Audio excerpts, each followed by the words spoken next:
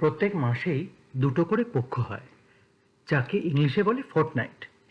কৃষ্ণপক্ষ শুরু হয় পূর্ণিমার পরের দিন থেকে আর চলে অমাবস্যা অবধি। অমাবস্যার পরের দিন থেকে অর্থাৎ প্রতিপদ থেকে শুরু হয় শুক্লপক্ষ। ভাদ্র মাসের পূর্ণিমার পর অর্থাৎ ফুল মুনের পর তার পরের দিন থেকে শুরু হয় পিতৃপক্ষ বা পুরুষপক্ষ। আর অমাবস্যার পরের দিন থেকে শুরু হয় মাতৃ বা প্রকৃতি বা দেবী পক্ষ। এই সময়টুকুর মধ্যে, মানে এই পূর্ণিমা থেকে আরেকটি পূর্ণিমার মধ্যে ভাদ্র মাস শেষ হয়ে আশ্বিন মাস পড়ে। একটু ব্যাপারটা কনফিউজিং লাগতে পারে, কিন্তু আমি ক্লিয়ার করার চেষ্টা করছি। হিন্দু ক্যালেন্ডার অনুযায়ী মাসের ক্যালকুলেশন দু রকমের হয়। সোলি লুনার, যেটা একটু আগে বললাম পূর্ণিমা থেকে পূর্ণিমা, আর পিওরলি সোলার, যাকে সংক্রান্তি বলে থাকা হয়। রবি মানে সূর্য যখন সিংহ রাশিতে প্রবেশ করে ভাদ্র মাস শুরু হয়, আর যখন কন্যা রাশিতে প্রবেশ করে তখন আশ্বিন মাস শুরু হয়। একটা ইন্টারেস্টিং ফ্যাক্ট বলি, ইজিপ্টের স্ফিংস কিন্তু এই সিংহ আর কন্যা রাশি অর্থাৎ ভাদ্র আর আশ্বিন মাসের কম্বিনেশনে বানানো একটি আকৃতি। এই পিতৃ আর মাতৃপক্ষেই কিন্তু নাইল নদ ফ্লাড হতো, আর তাতেই শস্য ও খাদ্য উৎপাদন হতো মিশরে। বৈদিক শাস্ত্রে পিতৃপক্ষে পিতার ও মাতৃপক্ষে মায়ের আরাধনার বহু পুরাতন প্রথা আছে।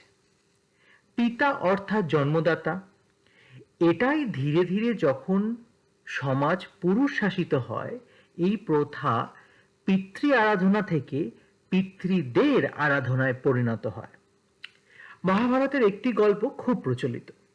কর্ণ মৃত্যুর পর পিতৃলোকে গেলে তাকে শুধু রত্ন আর অলংকার দেওয়া হয়।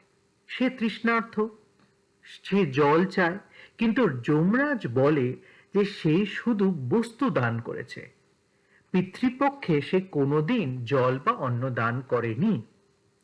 কর্ণ উত্তরে বলে যে যুদ্ধের একদিন আগেই সে তার নিজের পিতৃ পরিচয় জানতে পারে, তার পক্ষে তর্পণ করা সম্ভব ছিল না।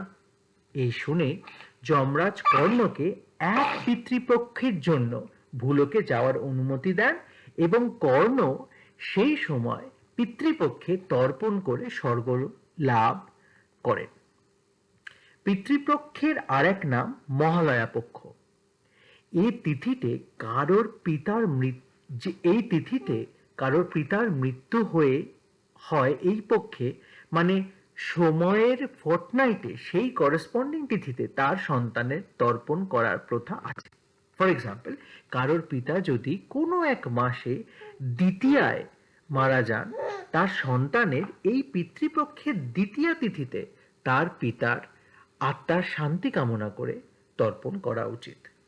মহালয়া মানে মহা আলয়, অর্থাৎ একটি হিউজ রেসিডেন্স বা একটি মহান স্টেট অফ বিইং। এটাকে অনেকেই কৈলাস ইমাজিন করে থাকে। মহালয়া অমাবস্যা শেষ হলেই মাতৃপক্ষ বা দেবী পক্ষ শুরু হয়।